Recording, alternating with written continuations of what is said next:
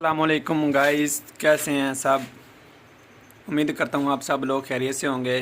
तो आपकी लाइफ बहुत खुशगवार होगी और उम्मीद करता हूँ कि आप लोग कारोबार भी करते होंगे साथ। फ़ारग वक्त तो आप लोग रह नहीं सकते और इस दौर में काम करना चाहिए। बस मैं आपको एक छोटी सी वीडियो दिखाने लगा हूँ। ये छोटे छोटे परिंदे हैं, इन्हों का ना की है। ये देखें जी, बहुत कमाल है। अहमद,